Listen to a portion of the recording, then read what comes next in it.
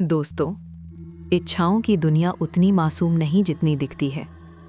कुछ इच्छाएं इंसान की किस्मत को चमकाती हैं, तो कुछ इच्छाएं धीरे धीरे आत्मा को चीरकर अपना मूल्य वसूलती हैं। रात की नमी, हवा की सरगोशियां और परछाइयों की फुसफुसाहटें कभी कभी ऐसे राज खोल देती हैं जिनसे इंसान दूर ही रहे तो बेहतर। आज की कहानी उसी अंधेरे से उभरी है जिसमें एक युवक ने अपनी जिंदगी वापस पाने की खातिर अपना अस्तित्व ही दांव पर लगा दिया। एक चमत्कार की चाह में उसने वो दरवाज़ा खटखटाया जिसके दूसरी तरफ मौत इंतज़ार कर रही थी। ये कहानी है उसकी और उस वस्तु की जिसे दुनिया डेथ विश के नाम से जानती है। मैं पूजा शर्मा, आप सुन रहे हैं ख्वाबों की डायरी। अब कहानी में आगे बढ़ते हैं। शहर से दूर एक पुरानी सुनसान बस्ती थी। वहाँ मिट्टी में सीलन बस चुकी थी और गलियों में हवा भी कदम रखकर डर जाती थी। लोग कहते थे कि बस्ती के बिल्कुल आखिरी छोर पर एक पुराना घर है जो अपने भीतर एक भयावह रहस्य छुपाए बैठा है। वो घर टूटा हुआ था, पर उसकी दीवारों में अजीब सी धड़कन महसूस होती थी, जैसे घर जीवित हो, जैसे वो किसी का इंतज़ार कर रहा हो।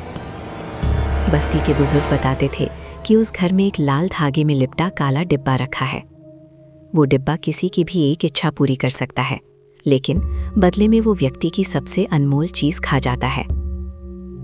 लोगों ने कई बार उस घर को गिराने की कोशिश की, पर हर बार मजदूर बीमार पड़ जाते, मशीनें टूट जाती या रात में कोई अदृश्य चीज काम को रोक देती, और धीरे धीरे सबने उसे छोड़ दिया। कहानी शुरू होती है राघव से, एक साधारण युवक जिसकी जिंदगी अचानक बिखर चुकी थी। नौकरी चली गई, घर में कलह बढ़ गई, दोस्त दूर हो गए और उसे ऐसा लगने लगा कि दुनिया से उसकी कोई जगह ही छीन ली गई हो।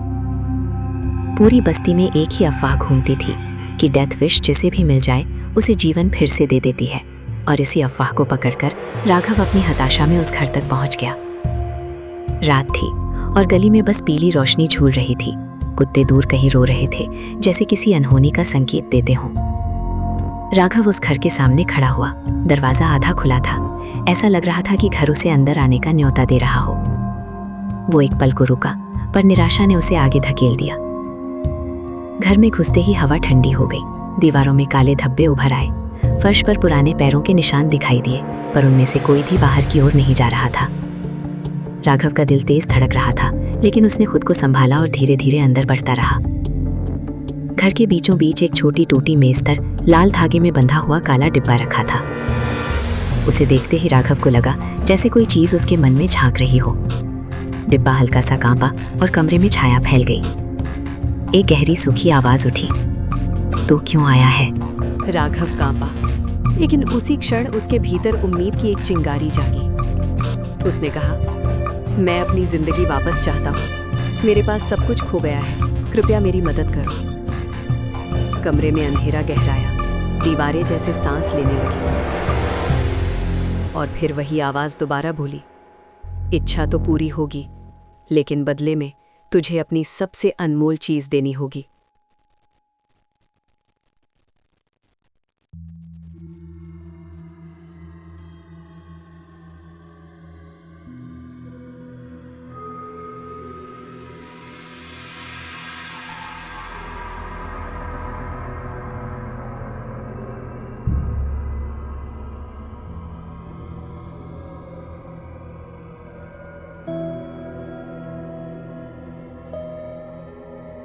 राघव के गायब होने के बाद बस्ती में सन्नाटा छा गया। लोग डर के साए में जी रहे थे, पर किस्मत की आग शांत होने का नाम ही नहीं ले रही थी। कुछ लोग कहते थे कि राघव की आत्मा घर के बाहर भी गूंजती है, और जो सुन लेता है उसकी नींद रातों रात उड़ जाती है। एक दिन शहर से एक शोधकर्ता आया। नाम था डॉक्टर अनिरुद्ध वर्मा। वो आत्माओं और प्राचीन लोक कथाओं का अध्ययन करता था। उसे बस्ती में अजीब घटनाओं की खबर मिली थी और वो सच्चाई जानने आया था। डॉक्टर अनिरुद्ध ने सुना कि जो भी उस घर के करीब गया है उसकी यादें फीकी पड़ती गईं, लेकिन वे लोग जो घर को लगातार देखते रहते थे उनके भीतर एक और चीज जाग उठती थी, लालच। वो लालच किसी भी शक्ल में आ सकता था, पैसा बनकर, कामयाबी बनकर या किसी खोई हुई चीज़ की याद बनकर। लाल धागे वाला डिब्बा जैसे इंसान के अंदर बैठे खाली हिस्से को झकझोर देता था और फिर वहीं खुरानी सी खाली जगह में कुछ नया बो देता था। अनिरुद्ध अकेला नहीं आया था, साथ में आई थी नीलम, एक लोक गायक और पुरातत्व में रुचि रखने वाली लड़की, जो पुरानी कहानियों की धुनों में छिपे सच सुन सकती थी, नैतिक नहीं पर सच्चे स्वर। उन दोनों ने बस्ती वालों से बात की, घंटों सुना, रातें जानी और तब जाना कि सच सिर्फ एक किस्से से नहीं बना। हर किस्सा कुछ नए रंगों में उस डिब्बे को दर्शा रहा था, कभी लाल धागा, कभी काला धुंध, तो कभी किसी की खोई हंसी। नीलम ने एक रात गाना गुनगुनाया, एक पुरानी लोक धुन जो गांव की बुजुर्गों से मिली थी। गाने की कुछ पंक्तियां सुनते ही घर की दीवारें जैसे कंपकपा उठी। गायिका की आवाज़ और घर की खामोशी एक अजीब समा बयां करने लगी। डॉक्टर अनिरुद्ध ने कहा कि ये सिर्फ आत्मा नहीं, एक प्राचीन समझौता है। किसी जमाने में किसी ने ये डिब्बा बनवाया होगा, शायद किसी ऐसे वक्त में जब लोगों ने अपनी आत्मा की कीमत शर्तों में बांधना सीखा था। समझौता? नीलम ने पूछा। किसके साथ? अनिरुद्ध ने कहा कि धरती पर हर बार जब कोई अत्यधिक शुद्ध इच्छा अपना रूप लेती है तो वहाँ की ऊर्जा कुछ नया जन्म देती है, कभी देवता, कभी दानव। ये डिब्बा उस ऊर्जा का घर बन गया था, एक तरह का पिंजरा जो चाहतों को पकड़कर वसूली का काम करता था। ये बातें सुनकर बस्ती वालों के चेहरे पीले पड़ गए। कुछ ने कहा कि पहले भी गांव में अजीब सी धनवर्षा हुई थी, मगर साथ में जीवन की खुशियां एक एक कर खत्म हो गई थीं। अनिरुद्ध और नीलम ने ठाना कि वे डिब्बे तक पहुंचेंगे और उसकी कहानी समझेंगे, पर कोई भी जानते हुए भी ये नहीं चाहता था कि वे डिब्बे को छुएं, जैसे हाथ जलते होने का डर। उन्होंने सुरक्षा की तैयारी की। नीलम ने लोक गायन में कुछ सुर चुने जो घर की परछाइयों को चढ़ा सके, और अनिरुद्ध ने कुछ प्रतीक बनाए जो यादों को पकड़े रखने में मदद कर सके। दोनों ने रात चुनी, वही रात्रि जब चांद बदला हुआ था। वे घर के पास पहुंचे तो हवा बस इतनी नहीं थी कि पात हिले, हवा के भीतर पुरानी बातों की गूंज थी। दरवाजे पर पहुंचे तो पहले अनुभवी लोग भी पीछे हट गए। दरवाज़ा बिना छुए खुल गया, जैसे वो एक आम रास्ता हो। कमरे के बीच में वही मेज़ थी और उसी पर वही डिब्बा, लेकिन अब डिब्बा कुछ और था। लाल धागा और भी गाढ़ा प्रतीत हुआ और उसके चारों ओर छोटे छोटे पत्र जैसे बिखरे हुए थे। पत्रों पर कुछ टूटे अक्षर और कुछ अधूरे शब्द, शायद उन लोगों की यादें जो उन्होंने दे दी थीं। नीलम ने गाना शुरू किया, धीमी बहती धुन जो शब्दों से पहले दिलों को खंगालती थी। धुन जैसे तैसे डिब्बे की तरफ बढ़ी और पत्रों ने अपनी सरसराहट बढ़ा दी। डिब्बे का ढक्कन खुद ब खुद झनझना उठा। अंदर से रोशनी नहीं पर एक शून्य निकला। 3-4 आवाज़ें जो बाहर नहीं आना चाहती थीं, और फिर एक आवाज़ जो बोली, राघव की आवाज़, बचाओ, कोई मेरी पहचान लौटा दो। वो आवाज़ इतनी कमज़ोर थी कि मानो मिटने की कोशिश कर रही हो। अनिरुद्ध ने प्रतीक सामने रख दिए, छोटी मिट्टी की मूर्तियाँ जिन्हें उन्होंने ध्यान और मिट्टी के संयोग से बनाकर कुछ मंत्रों के साथ तैयार किया था। वो जानता था कि यादों को पूरा पकड़े रखना केवल इच्छा से नहीं, स्मृति के चक्र से संभव है। डिब्बा हल्के से कांपा और फिर एक तीव्र हवा चली। नन्हे कणों ने कमरे में बिखरकर आंखों में अटकना शुरू कर दिया। नीलम ने गाना तेज किया और अनिरुद्ध ने मंत्रोच्चारित किया। एक क्षण ऐसा आया जब सब कुछ थम गया। डिब्बे से एक पारदर्शी परछाई निकली, राघव की तस्वीर एक परछाई, पर उसमें कुछ भी पूरा नहीं था। सिरे आधे, चेहरे के हिस्से गायब। परछाई ने नीलम की ओर देखा और उसके होंठ हिल गए। वे कुछ सुन रहे थे। नीलम ने महसूस किया कि परछाई किसी शब्द की तलाश में है, एक नाम की चाह। अनिरुद्ध ने धीमे स्वर में कहा, नाम याद दिलाओ, पहचान के लिए नाम ही सबसे बड़ा पुल है। नीलम ने राघव का नाम दोहराया, धीरे से, प्यार से, मानो किसी भूले चेहरे को पुकार रही हो। राघव, राघव। परछाई के टुकड़े एक दूसरे से जुड़े और वो आवाज़ जो पहले फुसफुसा रही थी अब थोड़ी सी स्पष्ट हुई, पर अभी भी कमज़ोर। डिब्बा हिलकर और शांत हुआ। कहीं बाहर कुत्ते के भौंकने की आवाज़ आई और बस्ती की खिड़कियां जैसे कंपकपाईं। अनिरुद्ध ने कहा कि वे कुछ पा सकते हैं पर कुछ खो भी सकते हैं। उसने नीलम की आंखों में देखा और देखा कि वो डर के साथ तैयार है। वे दोनों देर तक डिब्बे के पास बैठे रहे और पत्रों को पढ़ने की कोशिश की, पर वे शाब्दिक नहीं थे। वे अनुभूतियां थीं, रंग थे, खुशबुएं थीं। हर पत्र किसी की हंसी, किसी का आंसू, किसी की पहली चोरी, किसी की अंतिम शिकायत को समेटे था। एक पत्र में एक बच्चे की हंसी थी जो कभी किसी ने सुनी ही नहीं थी। एक दूसरे में एक बूढ़े माली की फसल की खुशबू थी और एक में किसी माँ का नाम, जिसे बरबस ही पढ़कर दोनों के दिल कांप गए। नीलम ने महसूस किया कि हर याद का छोटा सा अंश डिब्बे के अंदर टिक गया है, जैसे कोई संग्रहालय जहाँ लोगों की छोटी छोटी आत्माएं धागे के साथ टंगी हुई हों। ये चीज़ केवल इच्छा पूरी नहीं करती, अनिरुद्ध ने कहा, ये यादों का भी व्यापार करती है। इंसान अपनी परीक्षा में कमी कर देता है, वो देता है और चीज़ उसे नाम के बिना लौटा देती है। नीलम ने तब कल्पना की कि क्या होगा अगर किसी ने जानबूझकर अपनी पहचान बेच दी हो। क्या वो फिर भी वही होगा?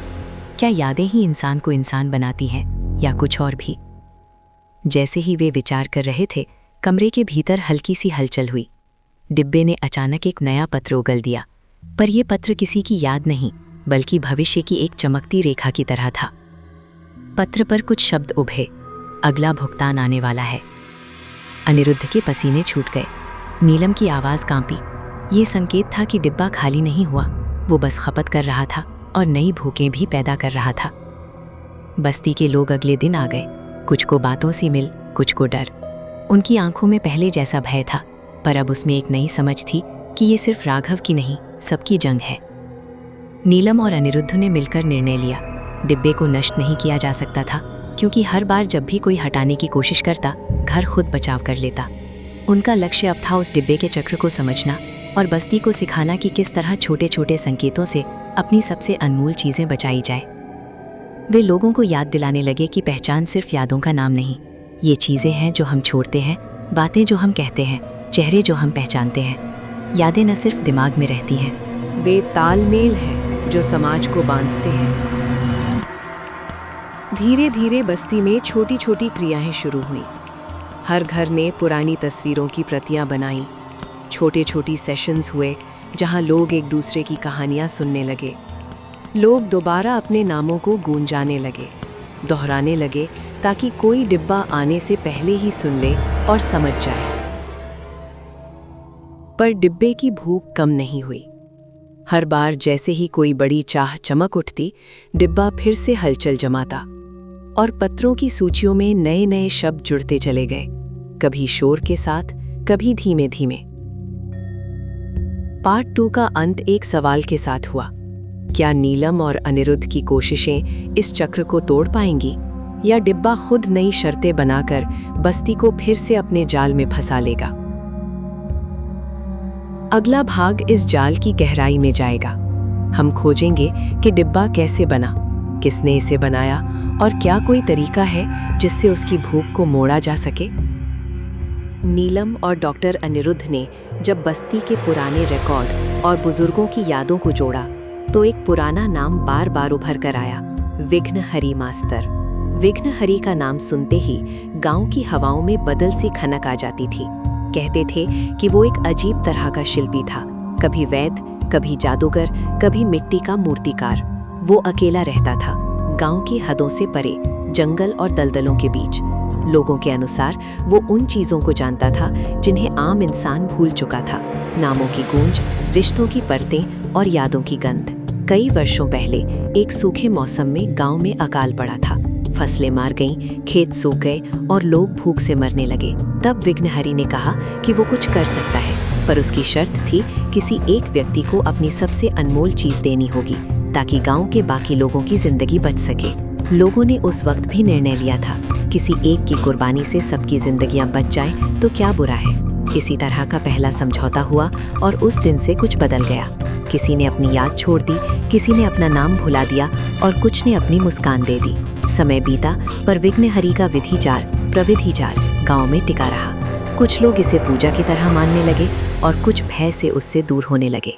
डॉक्टर अनिरुद्ध ने नोट किया कि हर बार जब भी ऐसी घटना हुई, तब एक लाल धागा और काला धुआं कहीं न कहीं जुड़ता गया। ये एक तरह की स्मृति फिशली, मेमोरी आर्काइव बन गई थी, जो चाहतों को बचाकर उनकी कीमत वसूलती थी। नीलम ने ठंडे स्वर में पूछा, क्या ये सब कानूनी था? क्या किसी ने सच्चाई जानकर अपना हिस्सा नहीं मांगा? अनिरुद्ध ने कहा, शायद उस समय कोई विकल्प नहीं था, पर हर विकल्प की अपनी कीमत होती है और जो कीमत लिखी गई वो कभी मिटती नहीं। दोनों ने मिलकर उन प्राचीन निशानों को खोजा। किसी पुरानी मिट्टी की मूर्ति के टुकड़े, कुछ जले हुए पन्ने और एक छोटा सा लकड़ी का बक्सा जिसमें विघ्नहरि के कुछ निजी सिरेलेख थे। उन लेखों में लिखा था कि स्मृति को रूपांतरित करने की कला एक छोटा सा द्वार खोलती है और द्वार खोलना आसान पर उसे बंद रखना मुश्किल होता है। विघ्नहरि ने लिखा था कि हर याद एक धागे जैसी है। नीलम ने पढ़कर कहा, आप उसे खींचकर अलग कर सकते हैं पर फिर धागा टूट जाएगा और असल रूप फिर कभी पूरी तरह नहीं लौटेगा। उन लेखों में एक चेतावनी भी थी, अगर कोई इस बंधन को तोड़ने का प्रयत्न करे तो बंधन स्वयं नया रूप ले लेगा और औरों की चाहतों को खाएगा। ये पढ़कर अनिरुद्ध का चेहरा गंभीर हो गया। मतलब डिब्बा नाश करने का प्रयास उसके चक्र को और तेज कर देगा। नीलम ने कहा, तो फिर विकल्प क्या है? इसे अनदेखा कर दें, चाहे कितने भी लोग मिटते जाएं। उनकी आंखों में उसी रात एक ठंडी जद्दोजहद दिखी। उन्होंने फैसला किया कि सबसे पहले वे बस्ती को शिक्षित करेंगे, लोगों को बताएंगे कि कोई भी इच्छा बिना दंड के नहीं आती, पर इतिहास में छिपे ऐसे हथियारे अक्सर तभी खतरनाक बनते हैं जब पर्दा हटता है। और पर्दा गिरने वाला था। एक बच्चे का खेल। दिन में उसने अचानक खेत के पास से एक छोटा लाल धागा देखा और खेल खेल में उसे खींच लाया। उस धागे ने बच्चे की माँ की यादों की एक कड़ी खा ली। सुबह की चाय की सुगंध, माँ के चुने बालों की खुशबू, छोटी छोटी चीजें जो कभी कोई कीमत नहीं मानता। माँ सुबह उठी और अचानक चौंक पड़ी। उसने अपने बच्चे की हंसी तो पहचान ली, पर अपने नाम की धुन खो देने के बाद उसका घर सूना लगने लगा।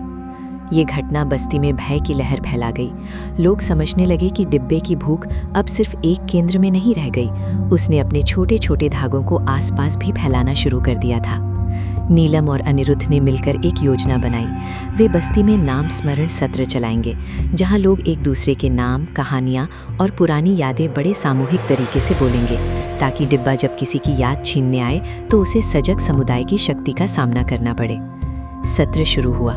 लोग आए, बुजुर्ग, बच्चे, खेतीहर, दुकानदार, सबके चेहरे पर चिंता के साथ उम्मीद भी थी। नीलम ने गुनगुनाया और लोगों से कहा कि वे एक एक करके किसी खोई बात को बताएं। एक गीत, एक पुराने व्यंजन का नाम, किसी अजीब शरारत की कहानी। धीरे धीरे गूंज बढ़ी, कहानियां जुड़ी और नाम दोहराए गए। ऐसा लगा कि बस्ती की आत्मा एक बार फिर जाग रही थी। पर उसी रात डिब्बे ने अपना असली खेल खेलना शुरू कर दिया। किसी ने दरवाजे पर हल्की सी सरसराहट सुनी और देखा कि बस्ती के मुख्य चौक पर एक नई परछाई घूम रही है। एक लंबी पतली छाया जिसने लोगों की आंखों में उनकी सबसे प्रिय यादों का अंश चुराने की कोशिश की। छाया ने एक एक कर घरों की खिड़कियों के पास रुककर अचानक चीखने लगना शुरू कर दिया।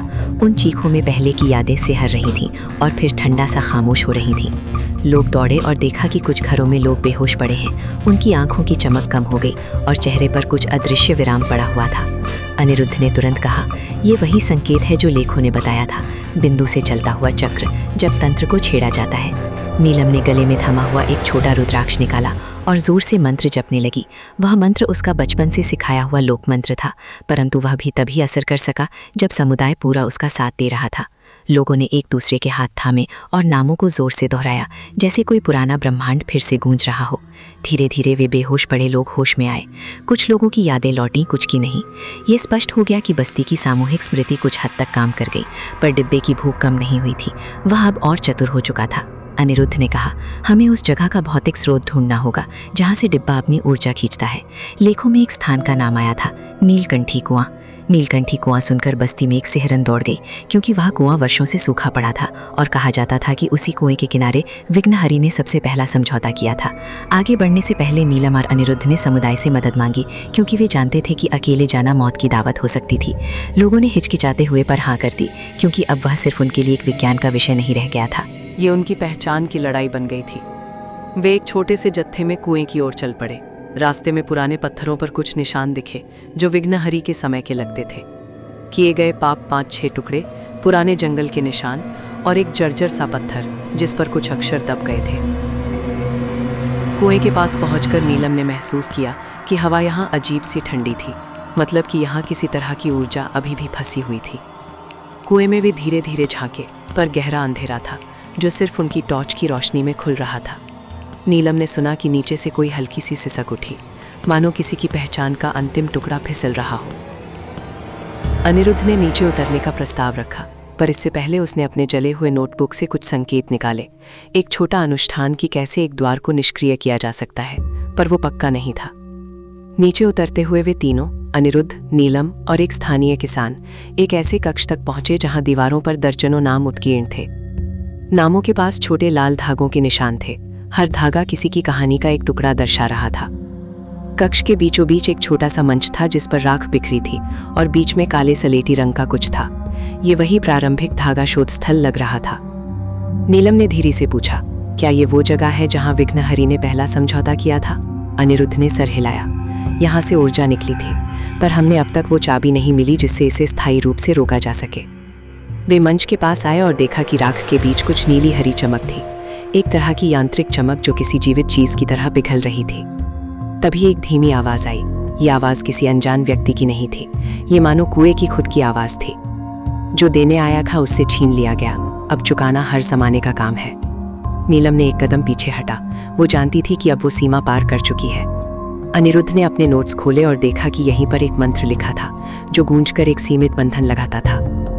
वे मंत्र पढ़ने लगे, पर जैसे ही उन्होंने कुछ शब्दों को दोहराया, कक्ष में हवा घनी हो गई और पत्थरों की सरसराहट तेज हुई। किसी ने छत की ओर देखा और वहां से एक परछाई दिखाई दी। वो परछाई किसी की स्मृति की तरह थी, पर बिना चेहरे की। परछाई ने उनकी तरफ देखा और बोली, तुमने आकर बहुत कुछ देखा है, पर क्या तुम्हारे नाम मजबूत हैं? ये सवाल इतना सरल और इतना कठोर था कि हर किसी के भीतर झंझना गया। नाम, जो अब तक उनकी सबसे बड़ी घाल बने हुए थे, क्या वे वाकई इतने मजबूत थे कि डिब्बे की भूख को रोक सके? नीलम ने धीमे से अपना नाम दोहराया, फिर नीलम माँ के नाम से, पिता के नाम से, अपने गांव के किसी पुराने गीत के कुछ शब्दों से। अनिरुद्ध ने अपने गुरु का नाम लिया और उस रात की पहली बार की बारिश की याद दोहराई। धीरे धीरे कक्ष में से एक हल्की धूप सी गुजरती हुई आवाज निकली, जैसे किसी ने पहली बार कोई नाम सुना हो और उसे स्वीकार कर लिया हो। फिर अचानक मंच पर रखी राख में से एक चमक निकली और उसने उन्हीं तीनों में से एक का नाम खींचा। किसान की आंखें अचानक सुन्न हो गईं और उसके चेहरे से एक छोटी सी मुस्कान उतर गई। नीलम चीखी, नहीं! और उसने तुरंत किसान का नाम जोर से पुकारा, पर वो नाम अब धीरे धीरे फीका पड़ रहा था, मानो कोई सुर खो रहा हो। अनिरुद्ध ने हाथ बढ़ाकर मंत्र को तेज किया और कक्ष में एक तरह की थरथराहट छा गई। एक पल के लिए ऐसा लगा कि चीजें ठीक हो रही हैं, पर तभी दीवारों पर लिखे नामों में से कुछ चमक कर गायब हो गए। वे चारों जोर से वापस ऊपर निकले, बाहर की रोशनी में सांस खेरी और देखा कि बस्ती की कुछ लाइटें बुझ चुकी हैं और हवा में एक नई ठंडक फैल गई है। नीलम ने अनिरुद्ध की ओर देखा। तुमने लिखा था कि अगर कोशिश आधी अधूरी होगी तो द्वार और मजबूत हो सकता है। अनिरुद्ध ने सिर झटकते हुए कहा, हाँ, और हमने आज आधी अधूरी कोशिश की, क्योंकि हमें पता नहीं था कि पूरी चाबी क्या है। पार्ट 3 का अंत एक घबराहट के साथ हुआ। वे लौटे तो देखा कि बस्ती के बाहर कुछ नई परछाइयाँ घूम रही थी और डिब्बे की आवाज़ अब और भी धीमी पर गूंजती थी। डिब्बा बदल चुका था। अब वो सिर्फ याद नहीं खा रहा था, वो पहचान के छोटे छोटे हिस्सों को सिले रहा था ताकि नए नए रूप बन जाए। अंत में नीलम ने कहा, हमें अब विघ्नहरि की आखिरी डायरी ढूंढनी होगी जिसमें पूरी चाबी और कानून लिखा हुआ है। उसके बिना हम सिर्फ टेप छोड़ने भर होंगे और कहानी आगे बढ़ेगी। हम अगले भाग में देखेंगे कि विघ्नहरि ने क्यों ये चक्र बनाया था और क्या उसकी डायरी में कोई पैरोकार, अनुवर्ती मिलेगा या फिर कोई और जाल बिछा होगा। खतरे ने अपनी जड़ें फैलाना शुरू कर दिया था। गली, चौक, घरों के आंगन, पुराने पेड़ों की शाखों तक। नीलम और डॉक्टर अनिरुद्ध कुएं से लौटे तो बस्ती का माहौल बदला हुआ था। लोगों के चेहरे पर केवल डर नहीं था, उनके चेहरे पर कुछ अजीब सी धुंध चिपटी थी, जैसे किसी ने उनके नामों को हल्की हल्की छील लिया हो। सबसे पहले एक बुजुर्ग औरत दौड़ती हुई आई। उसने घबराते हुए कहा, मेरी बेटी मुझे माँ नहीं बुला रही, उसे याद ही नहीं कि मैं कौन हूँ। नीलम का दिल रह रह कर धड़का। पहचान का झरना सूखने लगा था। इसी बीच गांव का छोटा लड़का रोते हुए बोला, दीदी, मेरा नाम कौन सा है? मुझे याद क्यों नहीं? उसके प्रश्न की कोमलता में एक गहरा घाव छिपा था।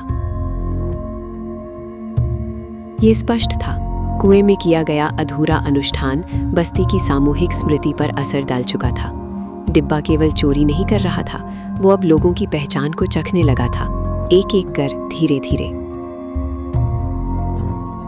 नीलम ने तुरंत एक सभा बुलाई। सभी लोग इकट्ठा हुए, घबराहट, असहायता और उम्मीद के मिले जुले भावों के साथ।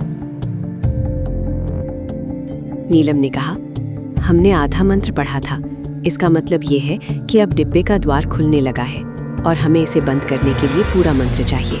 विघ्नहरि की आखिरी डायरी चाहिए। अनिरुद्ध ने बात आगे बढ़ाई। विघ्नहरि ने 3 डायरी लिखी थी। एक बस्ती वालों ने जला दी थी, दूसरी कुएं में मिली, टूटी फूटी, तीसरी जिसमें पूरा अनुष्ठान लिखा होगा, गायब है। लोगों की आंखें फैलने लगीं। किसी ने पूछा, क्या वो डायरी किसी इंसान ने छुपाई है? नीलम ने कहा, नहीं, वो डायरी कोई इंसान नहीं ले गया, वो डायरी डिब्बे ने खुद खींच ली थी। गांव की भीड़ में सनसनी फैल गई। जब सब शांत हुए, अनिरुद्ध ने गहरी सांस लेते हुए कहा, हमें डिब्बे के अंदर की दुनिया में उतरना होगा, यानी उसकी स्मृति कक्ष में, और वहां से डायरी निकालनी होगी। नीलम हकबका गई। क्या ये संभव है? डिब्बे की दुनिया तो इच्छा और पहचान की उलझन है, वहां कोई भी दिशा खुद ही बदल जाती है। अनिरुद्ध ने धीरे से सिर हिलाया। हाँ, पर यही अब विकल्प है। उन्होंने योजना बनाई। डिब्बे को उसके अपने नियमों पर हराना था, उसके भीतर उतरकर, उसके धागों को पहचान कर, और ये यात्रा किसी सामान्य दुनिया जैसी नहीं थी। रात को जब बस्ती पर चंद्रमा की नर्म रोशनी फैली, नीलम, अनिरुद्ध और कुछ चुने हुए लोग उस घर के सामने पहुंचे जहां डिब्बा रहता था। दरवाजा धीरे धीरे खुल गया, जैसे किसी ने उनका इंतजार किया हो। जैसे ही वे अंदर गए, हवा घनी हो गई, दीवारें धड़कने लगीं, कमरा सिमटता और फैलता हुआ लग रहा था। डिब्बा केंद्र में चमक रहा था, लाल धागा जैसे सांस ले रहा हो। नीलम ने सावधानी से पूछा, क्या तुम हमें अंदर जाने दोगे? कमरा हंस पड़ा, एक सूखी खिंची हुई हंसी जो हड्डियों तक उतर जाए। फिर डिब्बा धीरे धीरे खुला। अंदर से कोई रोशनी नहीं निकली, बल्कि एक बहुत धीमा अंधकार बहता हुआ बाहर आया, जैसे शून्य ने आकार ले लिया हो। अनिरुद्ध ने कहा, हम अंदर उतर रहे हैं, सब सतर्क रहना। और वे तीनों अंधेरे में प्रवेश कर गए। डिब्बे की दुनिया किसी सुरंग जैसी नहीं थी। ये एक लचीली जगह थी, जहां स्मृतियां आकाश की तरह तैरती थीं और धरती मन के भय जैसी फैलती थी। रास्ते हवा में बने थे, लोगों की आवाजें धागों की तरह लटकी थीं। कभी कभी किसी की हंसी सुनाई देती और अगले ही क्षण किसी की चीख। नीलम ने घबरा कर पूछा, ये जगह, क्या ये स्मृतियों का जाल है? अनिरुद्ध ने कहा, हाँ, और यही इसकी शक्ति भी है। ये जो लेता है, यही संग्रह करता है। उनके सामने अचानक एक दरवाजा बना, धुएं से, धागों से और टूटे शब्दों से। दरवाजे पर लिखा था, पहली कीमत। वे अंदर गए। कमरा एक बूढ़ी औरत की याद था। वो अपने बेटे का नाम भूल चुकी थी। वो पत्थर पर उकेरे हुए नाम को पढ़ने की कोशिश करती और हर बार नाम धुंधला हो जाता। नीलम के गले में एक गांठ सी बनी। अनिरुद्ध ने कहा, ये पहली किसी की दी हुई सबसे अनमोल चीज थी, मातृत्व की स्मृति। नीलम ने धीरे से बोला, डिब्बा कितनी निर्दयी चीज है। अनिरुद्ध ने कहा, नहीं, ये सिर्फ एक रस्म है। निर्दयी लोग थे जिन्होंने इसे खिलाया। वे आगे बढ़े। अगला दरवाजा था, दूसरी कीमत। अंदर एक युवक बैठा था। उसके सामने किताबें, नोट्स, कागज, पर वो कुछ भी पढ़ नहीं पा रहा था। उसने रोकर कहा, मैं डॉक्टर बनना चाहता था, पर अब पढ़ नहीं सकता। कौन हूं मैं? मेरा लक्ष्य क्या था?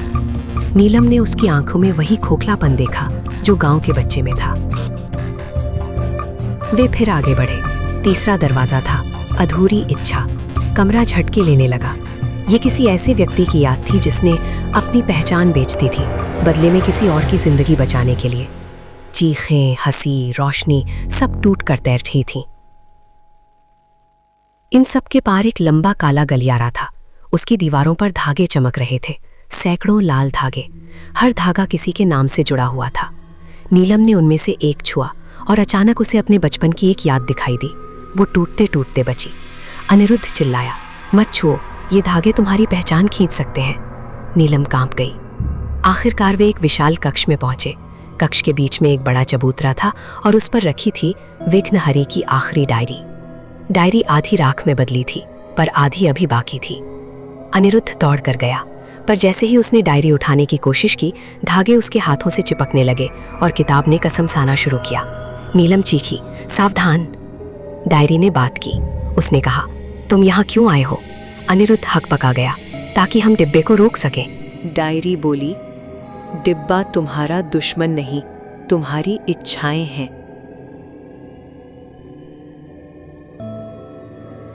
फिर कक्ष की दीवारों पर लोगों की परछाइयां उभरने लगी। राघव, बूढ़ी औरत, किसान, वो बच्चा और अनगिनत चेहरे। सब एक स्वर में बोले, डिब्बा बंद मत करो, डिब्बे को संभालो। नियम तो सही है, गलती इंसान की थी।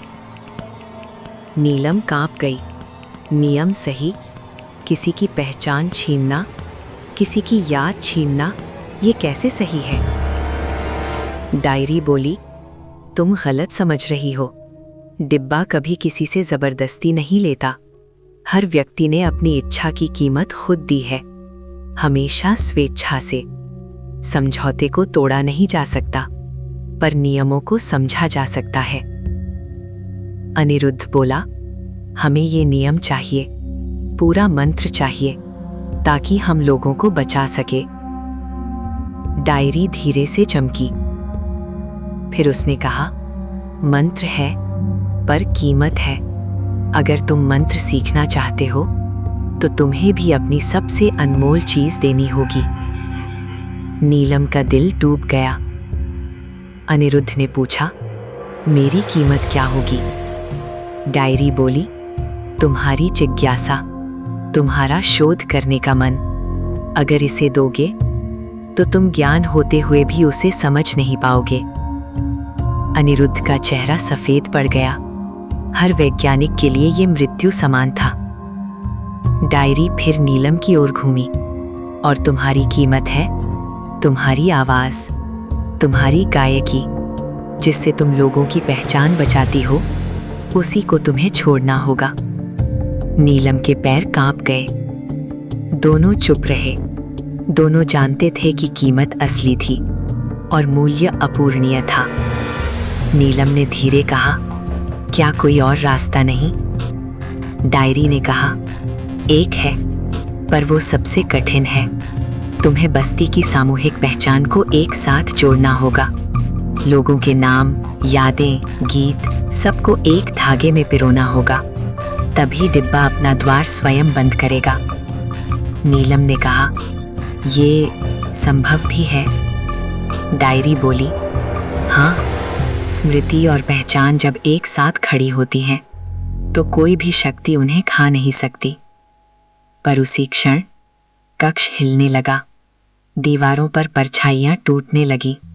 डिब्बे ने महसूस कर लिया था, वे उसके नियमों को जीतने का तरीका सीख रहे थे। अचानक कक्ष में हवा तेज हो गई। धागे टूटने लगे, दरवाजे बंद होने लगे। अनिरुद्ध चिल्लाया, भागो! वे डायरी का अंश हाथ में लेकर दौड़े। गलियारे पीछे सिकुड़ने लगे। स्मृतियों की हवाएं काटने लगी। एक बिंदु पर नीलम का पैर फिसला और एक धागा उसकी कलाई पर लिपट गया। उसके गले से हल्की सी आवाज निकली और गायब हो गई। अनिरुद्ध ने तुरंत धागा तोड़ा, पर आवाज का छोटा हिस्सा डिब्बा खा चुका था। नीलम के चेहरे पर दहशत थी। मेरी आवाज? उसकी आवाज कुछ भारी और कमजोर हो गई थी।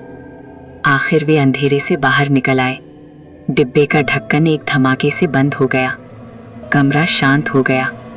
सबने राहत की सांस ली, पर नीलम जान गई, लड़ाई असली अब शुरू हुई है। डायरी का अंश कहता था, पहचान तभी बचती है जब समुदाय उसे एक साथ गूंजता है। नीलम ने बस्ती की ओर देखते हुए कहा, अब हमें उनकी पहचान वापस दिलानी ही होगी, चाहे मुझे अपनी आवाज का बाकी हिस्सा ही क्यों न खोना पड़े। अनिरुद्ध ने उसका हाथ पकड़कर कहा, हम ये करेंगे, पूरा गांव मिलकर करेगा और डिब्बे को उसी की भाषा में हराएगा। उस गहरी रात से जब नीलम और अनिरुद्ध डिब्बे की दुनिया से लौटे थे, उनके हाथ में विघ्नहरी की डायरी का एक महत्वपूर्ण अंश था। पर बस्ती उनके इंतजार में नहीं ठहरी थी। वो पहले से ही डिब्बे की भूख का शिकार बन चुकी थी। रात की हवा में एक अजीब सा स्वाद खुला था, जैसे किसी ने पहचान को पीसकर धूल में मिला दिया हो। गली में चलते हुए उन्हें लोग दिखाई दिए जिन्हें अपनी ही छाया पहचानने में मुश्किल हो रही थी। कहीं एक बुजुर्ग अपने बेटे का नाम पुकार रहा था, पर उसका स्वर बीच में ही टूट जाता था। कहीं एक माँ अपने बच्चे को कहानी सुना रही थी, लेकिन बच्चे को लगा जैसे कहानी किसी और की है। नीलम के भीतर एक सूखी लहर उठी। ये वही संकेत थे जो डायरी ने चेताए थे। अनिरुद्ध ने बस्ती के चौक पर सभी लोगों को बुलाया। धीरे धीरे भीड़ जमा हुई, पर भीड़ में बेचैनी थी, नामों की फिसलन, यादों की धुंध और अपने होने की प्यास। अनिरुद्ध ने डायरी का अंश खोला और बोला, डिब्बे को हराया नहीं जा सकता, पर उसे मजबूर किया जा सकता है कि वो अपने द्वार बंद रखे। इसके लिए 3 चीज़ों का संगम जरूरी है। 1 नाम, 2 स्मृति, 3 और सामूहिक आवाज़। लोग एक दूसरे को देखने लगे, जैसे कोई पूछ रहा हो क्या उनके पास इतना बचा भी है। नीलम ने आगे बढ़कर कहा, हम नामों की कड़ी बनाएंगे। हर इंसान अपने नाम को बोलेगा, फिर किसी प्रियजन का नाम, फिर अपनी किसी याद का एक अंश। किसी ने डरते हुए पूछा, अगर बोलते ही पहचान बहने लगे तो? नीलम ने आंखें बंद कर गहरी सांस ली। पहचान तभी बहती है जब वो अकेली होती है। जब समुदाय साथ खड़ा हो तो कोई भी शक्ति उसे छू नहीं सकती। सभा शुरू की गई। चौक में एक विशाल आग का घेरा जलाया गया ताकि कोई परछाई पास ना आए। नीलम ने अपने मन की कंपकपी को दबाया।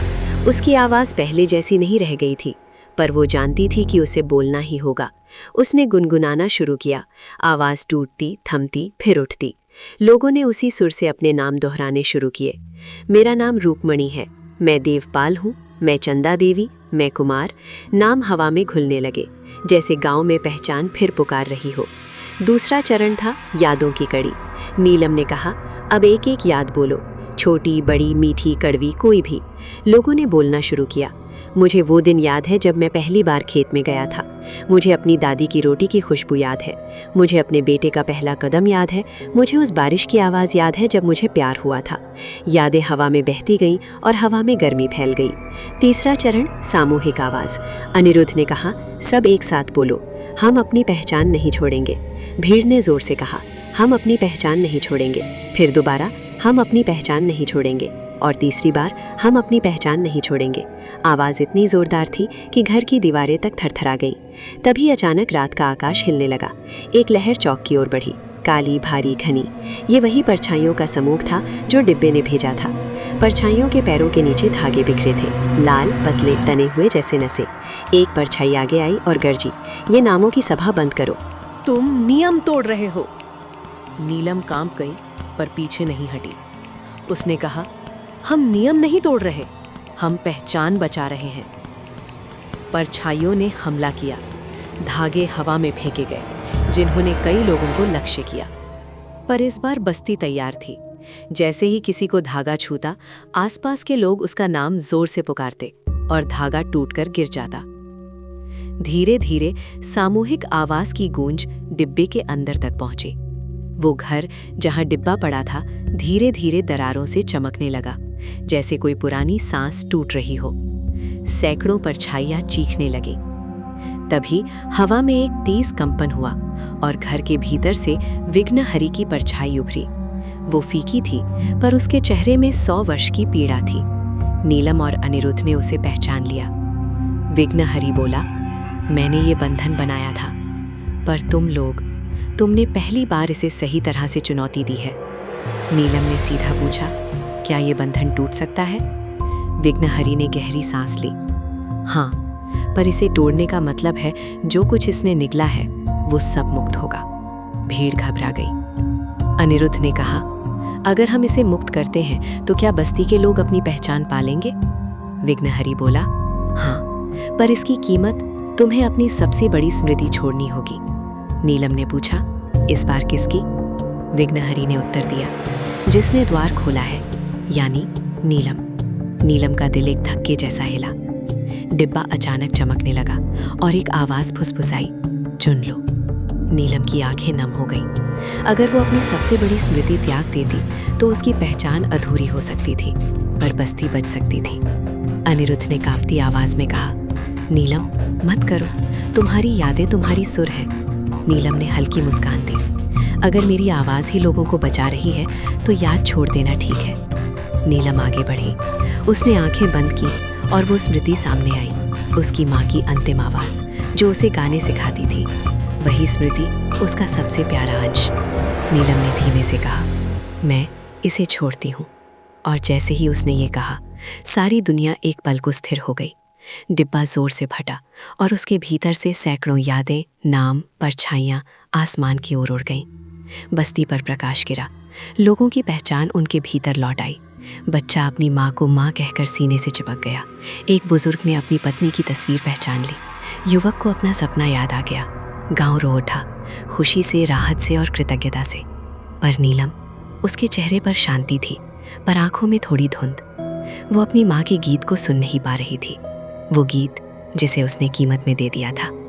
अनिरुद्ध ने उसके कंधे पर हाथ रखा। तुमने गांव का भविष्य लौटा दिया, नीलम ने कहा। शायद यही पहचान की सबसे बड़ी कीमत थी। डिब्बा अब सिर्फ एक राख का टुकड़ा था, उसकी शक्ति खत्म हो चुकी थी। विघ्नहरि की परछाई धीरे धीरे मिटने लगी और उसने अंत में कहा, आज पहली बार तुम लोगों ने पहचान को पहचान बनाया है। बस्ती अब सुरक्षित थी, नाम अब अडिग थे, धागे टूट चुके थे, पर इस जीत का एक अध्याय अधूरा रहा। नीलम के दिल में एक खाली स्वर। गांव के लोग जश्न मनाने लगे, पर नीलम की आंखों में एक खालीपन था जिसे आंसू भी पूरा नहीं कर पा रहे थे। वो अब गुनगुनाती थी, पर उसकी माँ का वो अंतिम गीत उसके होठों पर नहीं उतरता था। कभी कभी वो स्वर की एक झील देखती जहाँ उसकी आवाज़ के टुकड़े तरस रहे थे, पर वे टुकड़े एक दूसरे से जुड़ ही नहीं पाते थे। लोगों ने उसे दिलासा दिया, समय लगेगा, लौटेगा।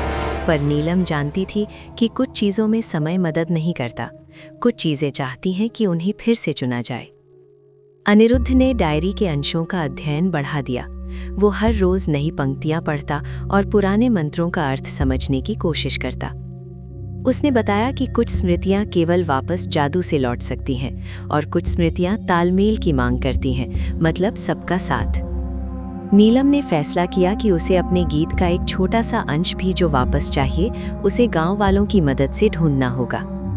वो जानती थी कि उसने कुछ हिस्से छोड़ दिए थे, वे कहीं ना कहीं बस्ती की धड़कनों में बिखरे हुए होंगे।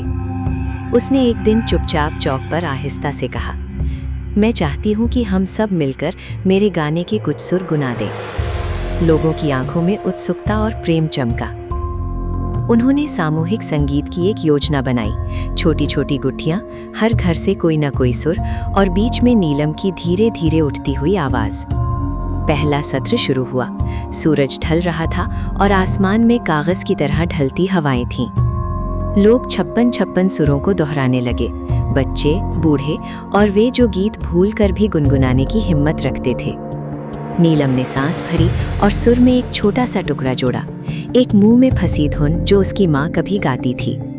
उसने महसूस किया कि किसी सुर ने हिलकर उसके भीतर से एक चमक उठा दी। ये काम आसान नहीं था। कई बार उसका स्वर टूट जाता और वो रो पड़ती, पर लोग उसके साथ थे। उन्हीं आवाज़ों की दीवार ने हर टूटते सुर को पकड़ लिया और जोड़ने की कोशिश की। 10वां कदम आगे बढ़ा। किसी ने बोला कि कुछ सुर गायब हैं जो केवल पुराने रागों में मिलेंगे। अनिरुद्ध ने कहा कि विघ्नहरि ने उन रागों को खास तौर पर संरक्षित किया था। वे राग कुछ स्थानों में छुपकर बचे थे। इस समाचार ने गांव में फिर से हलचल मचा दी। कुछ बूढ़ों ने कहा कि उनमें से कुछ राग पुरानी पाठशालाओं की किताबों में होंगे, कुछ मंदिर के घंटों में और कुछ खेतों की नमी में। नीलम ने छोटी छोटी टीमों का गठन किया।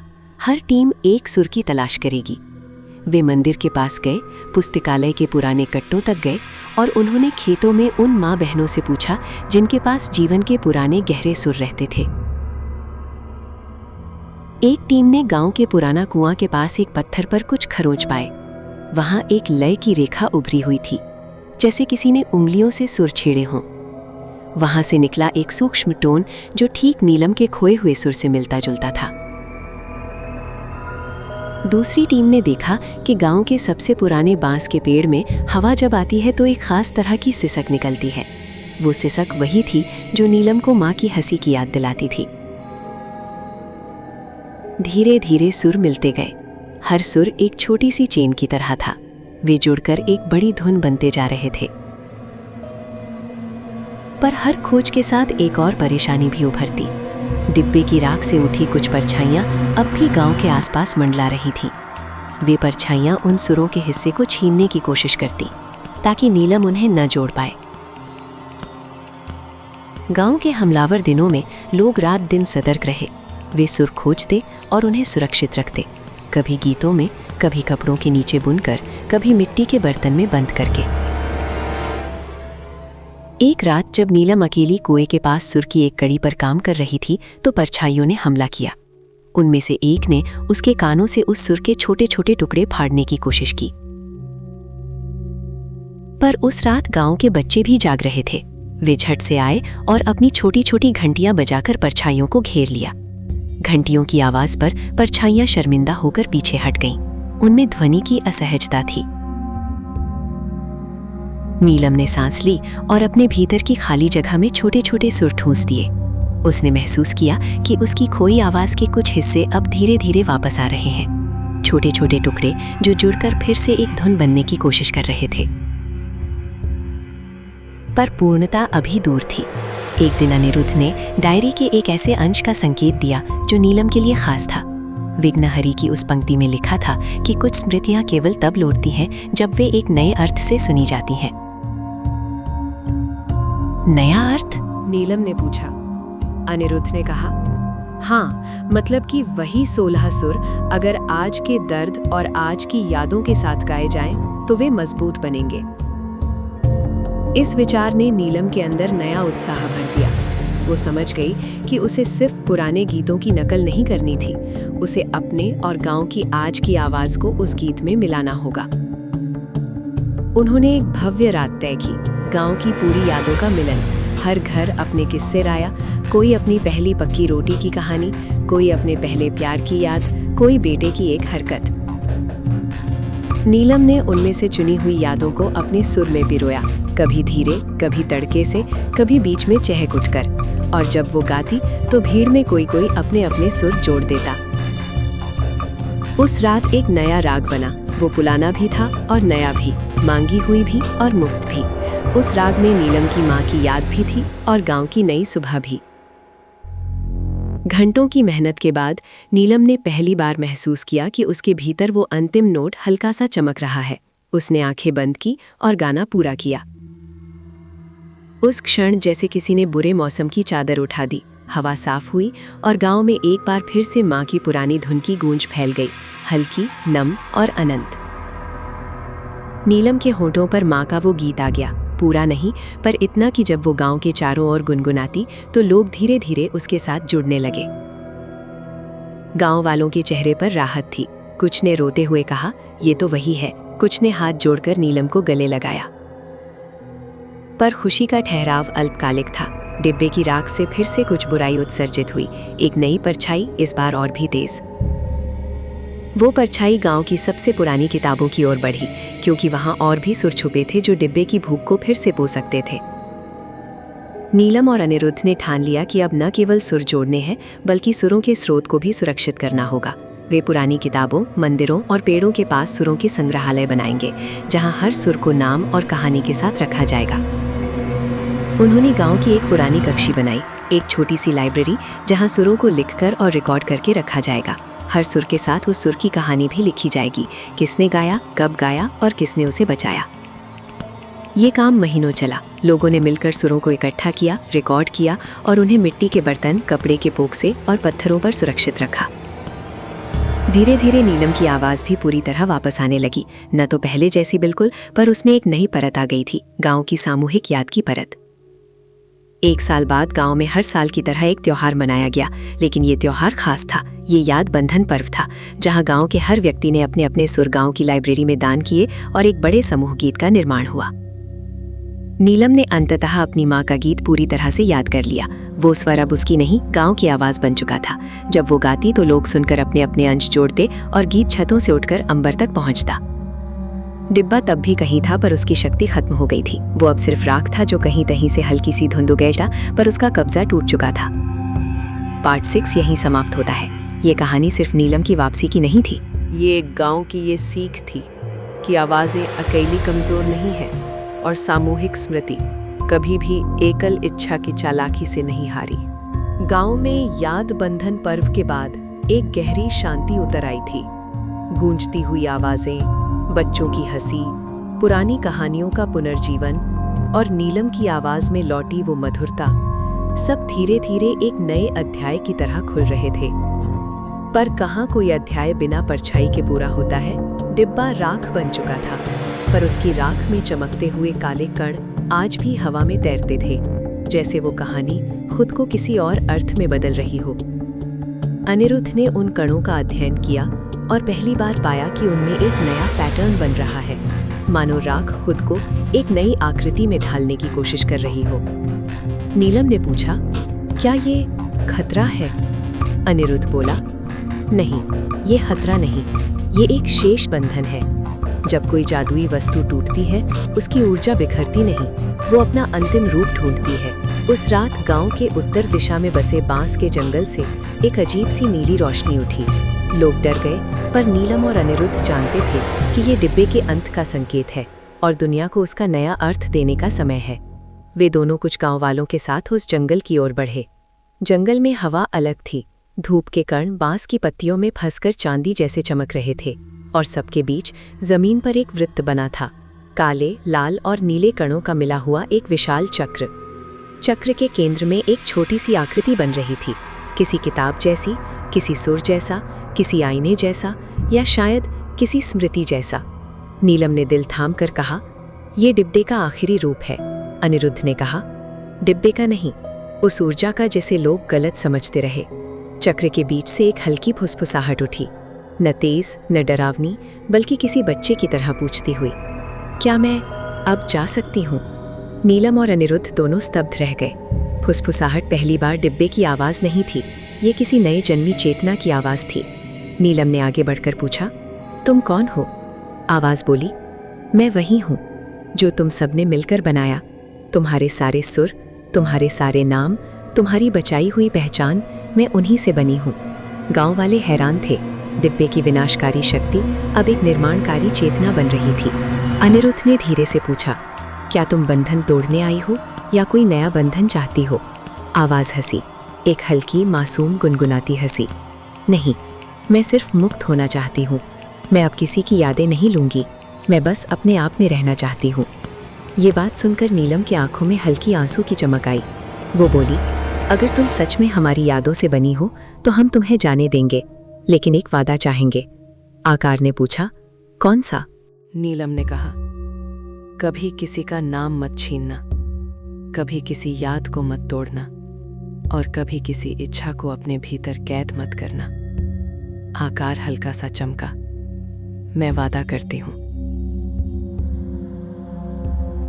अनिरुद्ध ने अपने नोट्स में लिखा, जब कोई विनाशकारी शक्ति मानवता की इच्छा से आकार बदल लेती है तो वो जादू नहीं, नई सभ्यता की शुरुआत होती है। और वो सच था। चक्र के कण ऊपर उठने लगे, हवा में तैरने लगे और एक खूबसूरत नीला गोला बन गया, हल्का, चमकीला और शांति से भरा हुआ।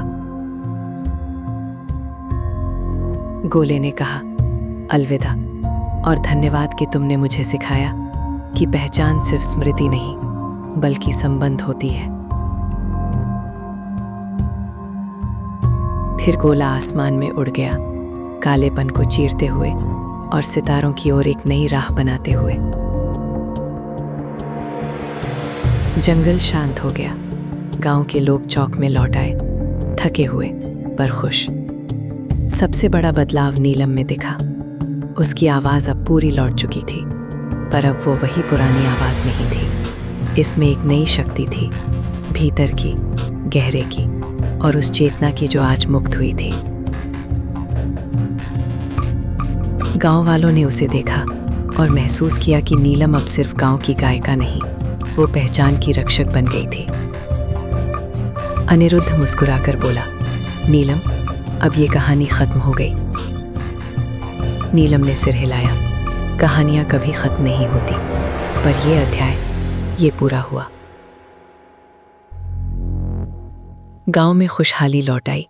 डिब्बा अब कोई खतरा नहीं रहा, विघ्नहरि की परछाई हवाओं में घुलकर किसी बीते हुए अध्याय की सीख बन गई। गांव ने एक छोटी लाइब्रेरी बनाई जहां पहचान, सुर, गीत और कहानियां पत्थर की तरह सदियों के लिए बस गईं। और नीलम, वो रोज शाम को चौक में बैठती, अपने गीत गाती। लोग उसकी आवाज में अपनी कहानी ढूंढ लेते। किसी ने उससे पूछा, अब जब सब खत्म हो गया, तुम्हें डर नहीं लगता कि डिब्बा फिर लौट आएगा? नीलम मुस्कुराई, नहीं, क्योंकि अब हम पहचान नहीं खोएंगे। हमने सीख लिया है कि नामों को कैसे थामे रखना है, और जब लोग अपनी यादों को बचाते हैं तो कोई भी अंधकार उन्हें नहीं खा सकता। और फिर उसी रात आसमान में एक तारा टूटा। किसी ने कहा, क्या ये संकेत है? नीलम ने कहा, हाँ, ये कहानी का पूर्ण विराम है।